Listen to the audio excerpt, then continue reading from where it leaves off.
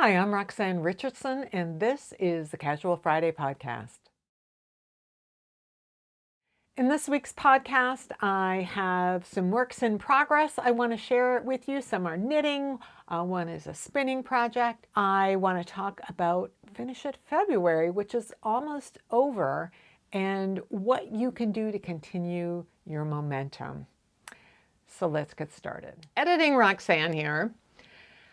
I recorded most of the video that you are going to be seeing yesterday, which was Wednesday. Today's Thursday, and the video will come out tomorrow. Normally I film and video on the day on Friday, but our guild's retreat is this weekend. I'm on the committee and I'm looking forward to it, so I needed to get things done early.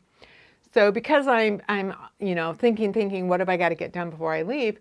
I totally forgot about this box that was sent to me that I picked up at the post office, I don't know, a week and a half ago maybe.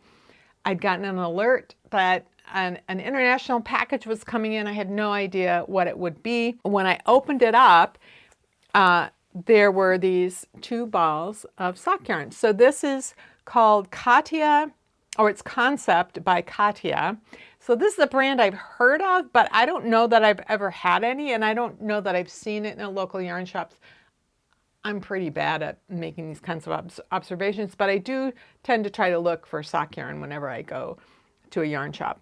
So these are beautiful, vibrant colors, which is totally up my alley.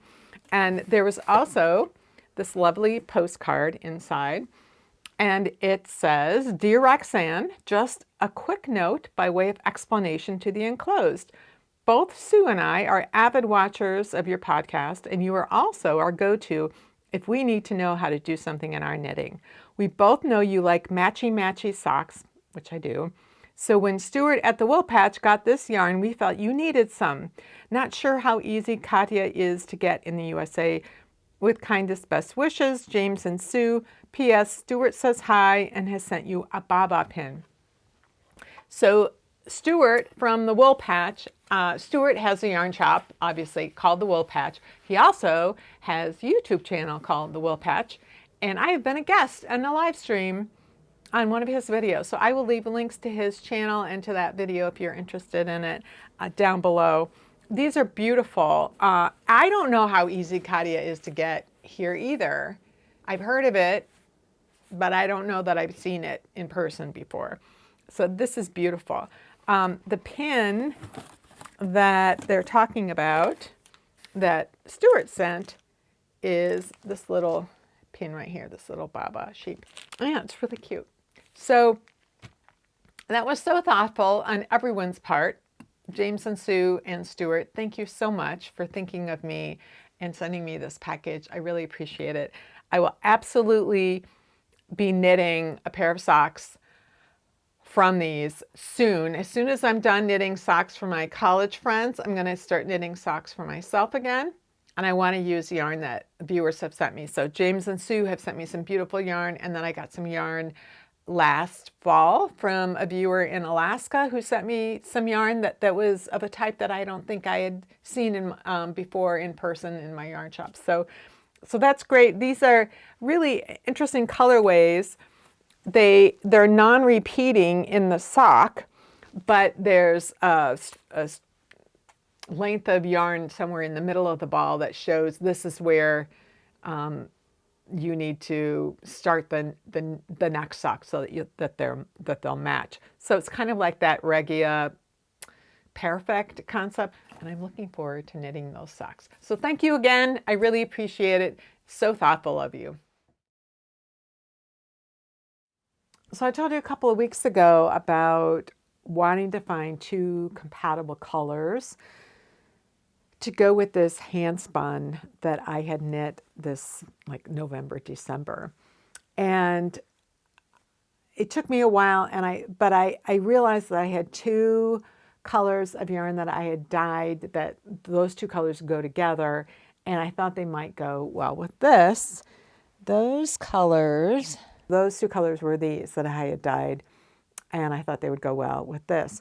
But this is fingering weight yarn, and it's not enough, but it's the right color. So I ordered more of the dye, and I ordered more of the same wool that I'd used to dye the first.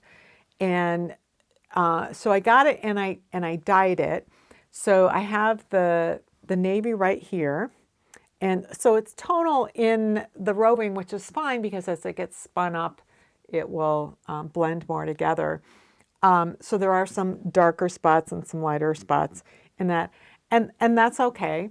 And I will spin up a sample just to make sure that I think that, that it's going to work that way. The other color had a little more of an issue, or more of a more drastic difference in the tonality of the wool as when it was dyed. There were some really dark spots and some really light spots. And I feel like, spinning, that might be too much of a difference. And so I'm going to try an experiment, and it'd be great to know if any of you have done this. This is combed top, and I want it to be combed top. I don't want to run it through my drum carder because I want it to be a similar or the same sort of yarn that I spun originally. But I'm thinking what I might do is take my hand combs and do some combing together before I spin. So I'll do some samples where I just try spinning and see how the dark and the light blend in a 3-ply versus doing some combing where I'm blending the colors together and then spin them and try that. But I'd be curious if anyone has done that, where you've like hand combed some comb top in order to blend color. That would be interesting for me to hear about. But I'm still, this is going to work well with this. So I'm really happy with the colors. It's just, how well are they going to blend if I were to just spin it as is versus do I need to do some combing? So that's that project. I obviously haven't started the spinning on it yet, but that's on the back burner. So last time I showed you a sweater I had started. Even though it's finished at February, I had started a sweater, and I was just feeling really antsy about not having a sweater to knit. A lot of times during Finish at February, I'm re-knitting a sweater or parts of a sweater, and I wasn't doing that. The last sweater I knit was like back in September, October, and when I finished that, I kind of felt like I have so many sweaters in my closet, I don't need more sweaters. And then as I've gone through the winter and seen that, I'm kind of rotating through 6 or 8 sweaters, and then the rest of them I'm not wearing, I'm kind of getting a sense of how many sweaters I actually have that I wear and wanting another new sweater. So I started this. I showed you the back last time. Let's see. Yeah. So this was the back. This is from a book. I'll put the cover on the screen so you can see what the book is called. The pattern itself is called Arnhilde, and it happens to be the sweater on the cover.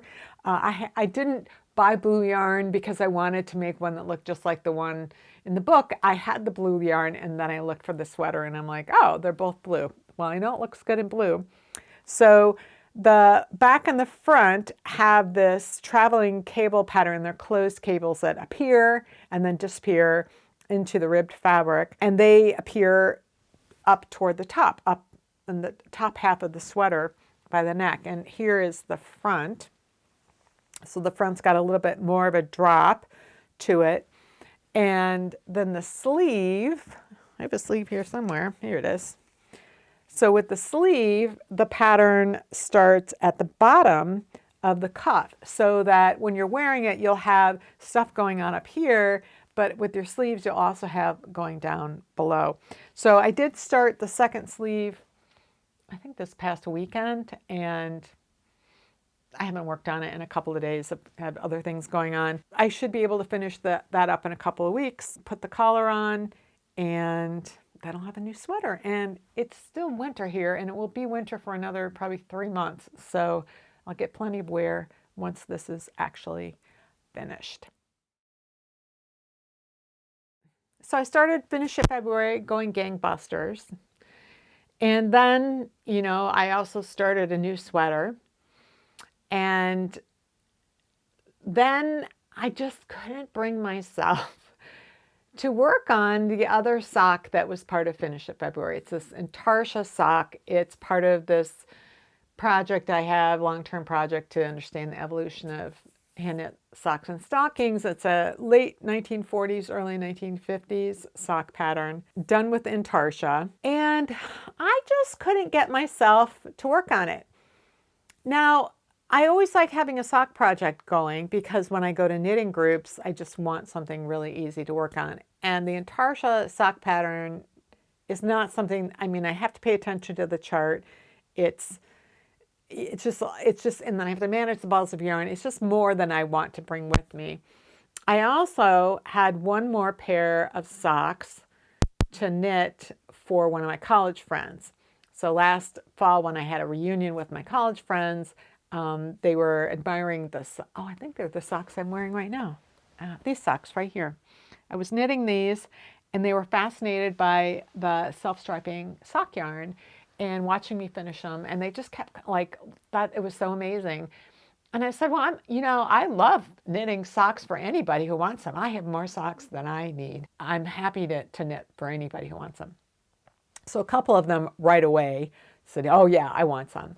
And so as I was measuring their feet, taking all these measurements and tracing their feet, the other friends were like, oh wow, oh my gosh, that's like way more involved than I thought it would be. Like, I'm like, well, I'm going to do them custom so they actually fit your feet.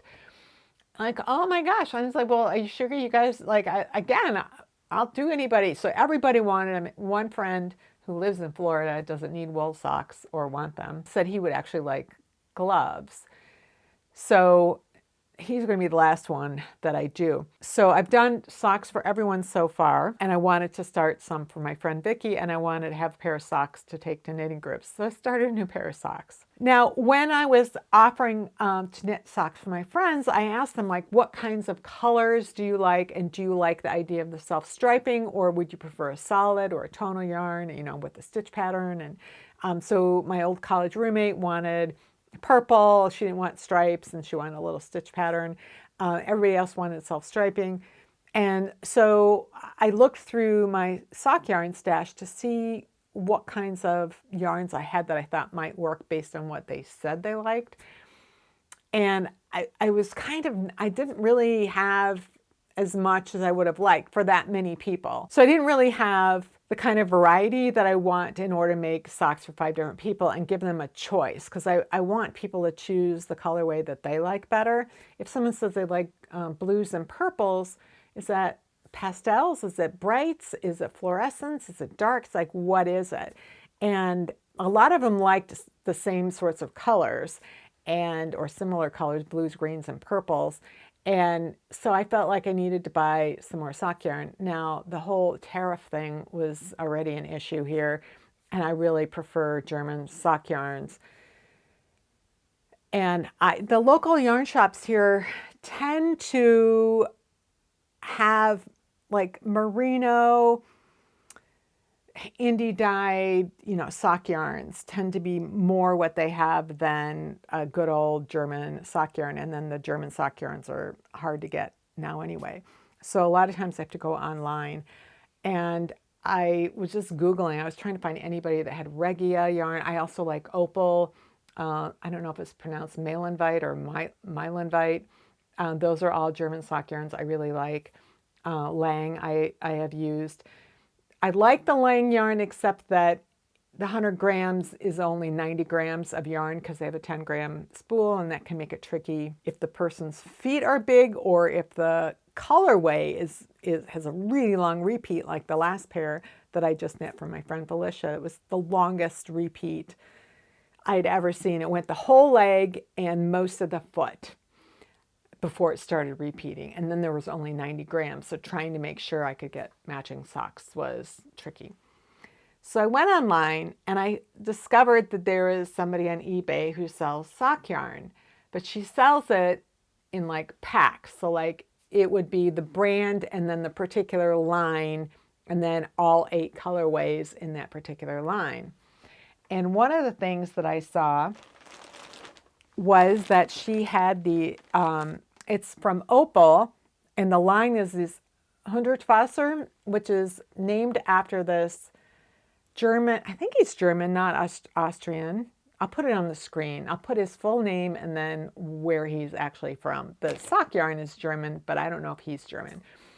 But he was an artist and architect. And so the colorways are based on works of his art. And they show it on the label. They'll show you the painting, and then they have the colorway. And I had found the Hundertwasser like many, many years ago. One of my favorite pairs of socks was a Hundertwasser. It's this pair right here. And look how wide those stripes are.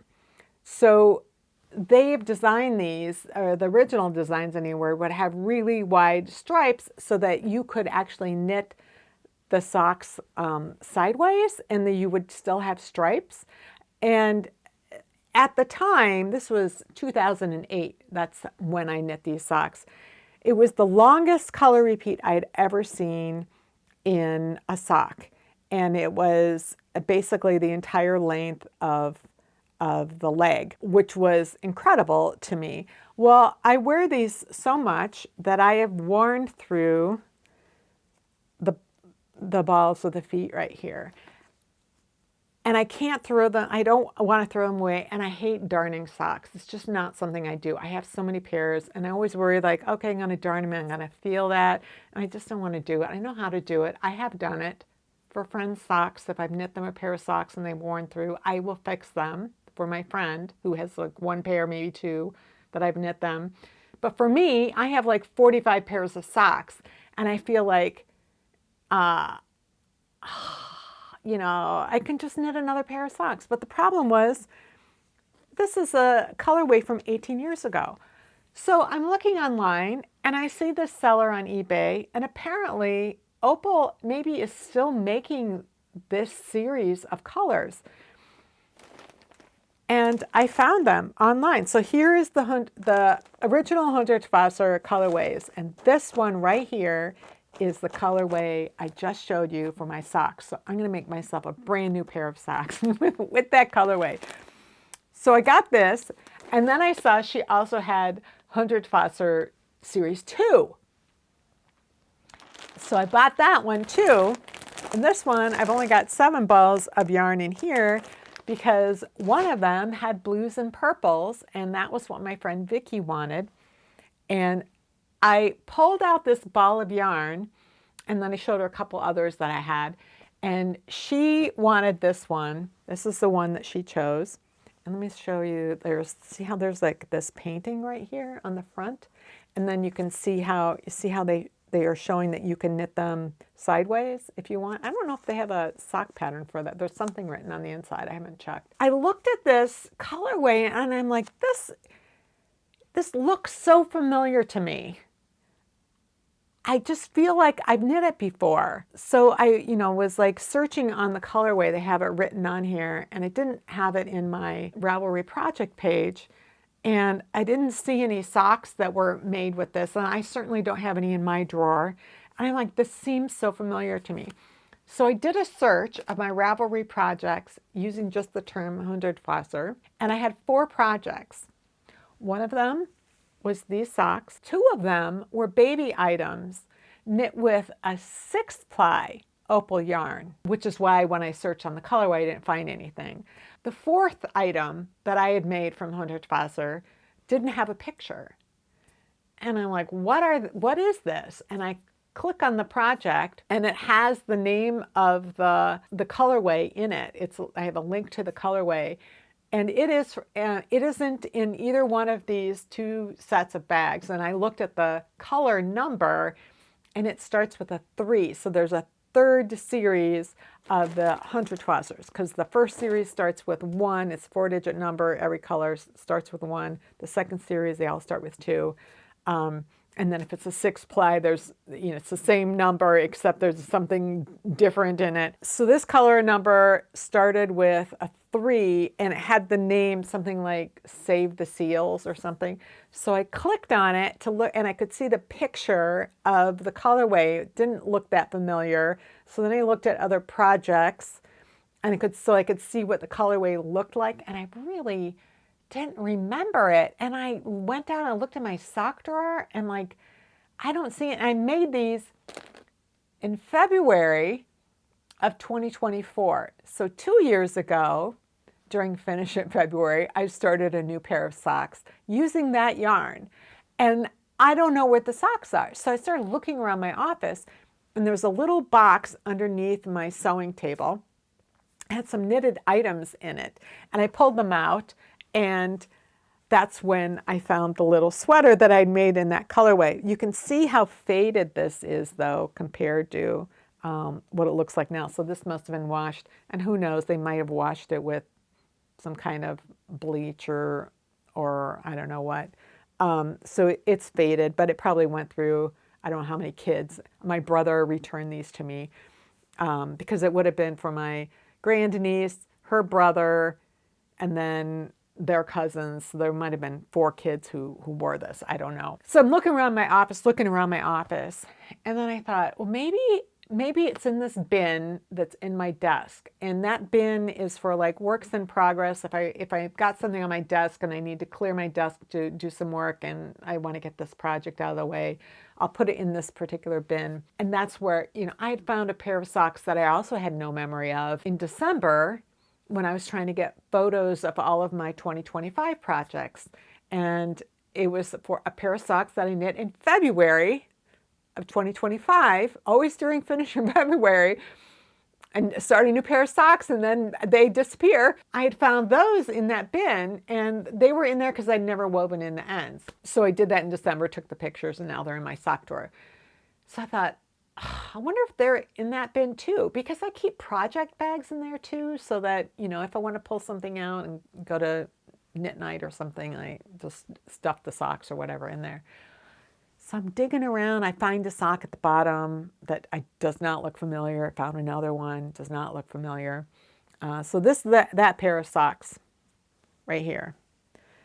And the ends were woven in, they just haven't been washed. I don't know why I shoved them in there. The completed pair of socks. I don't particularly like this colorway. The blue's okay, but there's this kind of terracotta color here. It's not that it's a bad colorway, it's like these aren't colors that I would normally wear. They're not like obnoxious enough, like I like this. I like this. These, But I was looking at them and I realized, well, these the color repeat isn't as long as they were on that first pair that went the entire leg. These start repeating, about right here instead. So that's like a normal amount. And I looked at how I had handled the heel there. And what I had done was I worked through the colorway, and then I did this plain heel. And then when I finished the heel, I wound off the yarn until I got to the same point in the colorway where I was when I started the heel, and then I continued on. So that the heel and the foot are both working out in the same direction from the colorway. And I really liked that. I looked at what I was doing with this one from my friend, and you know what, let me go to the overhead and then I can explain better what's going on. It'll make more sense. So this is that sock that I did 18 years ago. And you can see that it started with the orange up here and then these little stripes. So it took this whole leg and I guess the heel as well before it started again. And so to me, these stripes are so wide and so varied and so different that doing a heel flap and gusset construction where I interrupted the colorway was not a big deal. Also, 18 years ago, a heel flap and gusset was the only construction that I knew how to do for my really high instep. I have this really large circumference compared to my heel circumference for the heel diagonal. And I knew how to adjust for that with a heel flap and gusset. I didn't know how to do that for other types of heels, and since then I figured that out. So what I did with this one that I knit last year that I totally forgot about. So the colorway starts here, and then so this is the full length of the colorway. And so then it starts to repeat. And so that means that there's a number of repeats in the ball of yarn, and that makes it kind of easy to work with the heel. So it started again here, and then I do what's called a plain heel. It's worked in the round. It's like an afterthought heel. So when I get to here, I put the instep stitches on hold, and I still have these stitches. And then what I do is I do a provisional cast on for the other half of the heel. And I can do more stitches than what I had right here. And so that means I will have more decreased rows, which will make a deeper heel and a larger heel diagonal. I got to this point in the stripe, and then I did the heel all the way to here, and then I wound off enough yarn until I got to this point again in the colorway, and then I could knit in this direction. So the colorway kind of separates, and you get the same color going in both directions. And I really like this effect. I use it quite a bit in self-striping yarn. It just didn't occur to me with this yarn right here. Number one, I didn't know how long the colorway was, and so I just decided, oh, I'll do a heel flap and gusset. I was okay with it for a while because it's such a varied stripes. The colors repeat before the whole sequence repeats. You know, I had the purple on the heel. I did the whole heel turn with the heel, but I had one round of purple going around here, and I kept thinking, if I'm just slightly off on the next sock, I could end up with either no purple or 2 rounds of purple. And I was like, you know.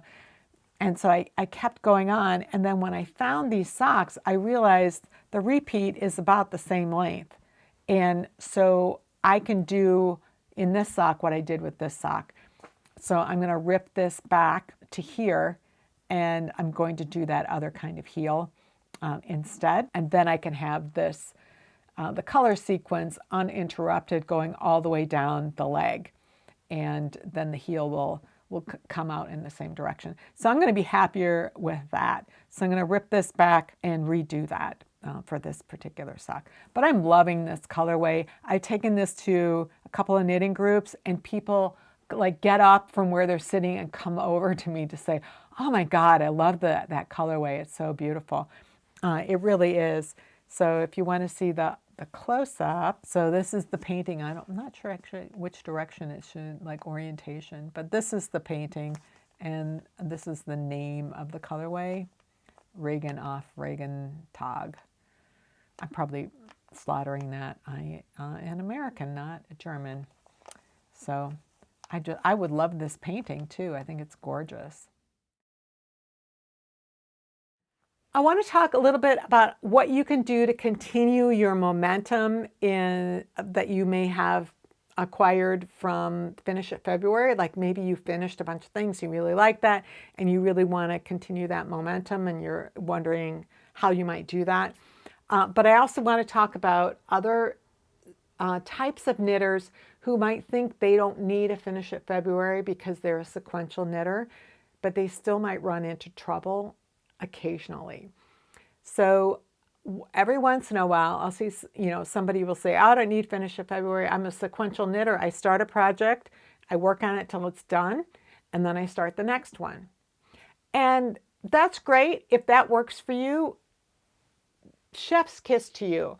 However, sometimes people who are sequential knitters run into trouble with a project. I've seen this, people asking, how can I motivate myself to work on this project? I've been working on it for a while. I've lost my mojo with it. How do I motivate myself to finish it? And the people say, well, just start something else. No, I always finish my projects before I start something else. Okay, well, that's what has been true so far, and maybe that's your identity as a knitter, but you can be flexible in this. Because what happens is they can't motivate themselves to work on it, so then they're not knitting at all, and then they feel unhappy because they really want to knit, but then if they knit, they have to knit this thing that they don't like, and so they get into this, I'm miserable whether I'm knitting or not, because I'm either miserable because I'm not knitting, or I'm miserable because I'm knitting this thing that I don't want to work on. And so what I would suggest is if you get into a situation like this, you start a new sequence. Go ahead and start a new project, and that's your new sequence. That doesn't mean you have abandoned the other one. You can use other techniques to make sure that you get that one done. So what I tend to do, what I've learned about myself, because I used to be a sequential knitter, but what I would do is I'm sick of this and I'm never going to finish it because I can only finish things if it takes me 3 weeks or less. And so therefore I can never finish something that takes longer than that. So these are two different ways of approaching the same sort of initial mindset. So I was happy to start a new project, but it never occurred to me that I could finish this one. Whereas this person feels like they can't start a new project because they have to finish this one that they don't like. So you can work on 2 projects at the same time.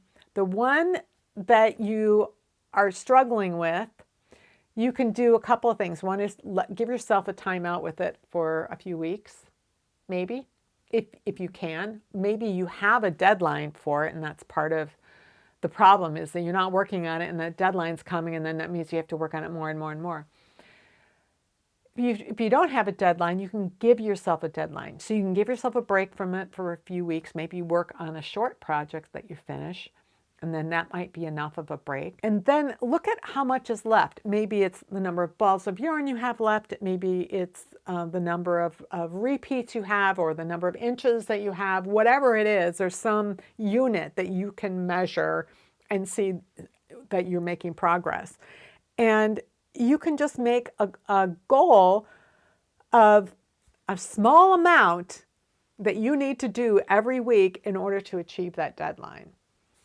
So that on Sunday afternoons, you start streaming a movie and you work on that project until you have done that 1 inch or that 3 rows or whatever it is that that increment is that you need to make progress on to get to your deadline. And then you work on the thing that is really bringing you joy and that you're really excited about. So you're not punishing yourself by saying you have to finish this, you can't work on anything else until you're done. You allow yourself to do both things. You allow yourself to have the joy, but also give yourself some, okay, you need to work this amount, but that's all you need to do. And so all of this knitting energy that you have that you want to express can be expressed in this other project. So once you get that done, you can go back to being completely sequential, but you're only doing 2 things in parallel for a short time until you get the thing that is dragging you down finished. And so that works for both types of people. People who like to start new projects all the time and find themselves overwhelmed with UFOs, but it also can help you get past a rut if you are feeling really stuck. So just be flexible with yourself. Realize that there's more than one way of getting yourself to that end point that you want to be at. Now, if you're the kind of person who has no trouble starting new projects, the problem is that you keep accumulating UFOs. Or if you're like me and like you'd shove them away and then you'd completely forget that they existed, and then you look at all of them and you feel sick to yourself. What I did in that first year when I had so many things, I just was like, I like all these things. I totally forgot about them. I want to finish them. And I figured out a way to rotate through them. And I'm going to give you a couple of different ways that you can think about rotating, because what works for you might not work for somebody else. What I did was I looked at what needs to be done for this project. Maybe it's a sweater that's knit in pieces, and I have the back and one front done. So maybe I need to do the other front and the sleeves and then put it together and then do the button bands. So those are all separate sub-projects. The front is a sub-project. It's like a unit of something that I can complete. And then I can either work on the next sub-project for that sweater, or I can work on something else. Like maybe I have a sock project where I have 1.5 socks done.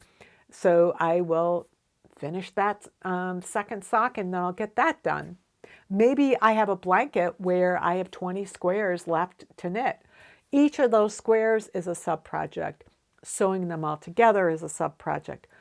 Doing the border is a sub-project. I can decide how many of those sub-projects in a row I want to do. How am I enjoying it? So it might be something like every time I finish one of these bigger projects, I'm going to do a blanket square.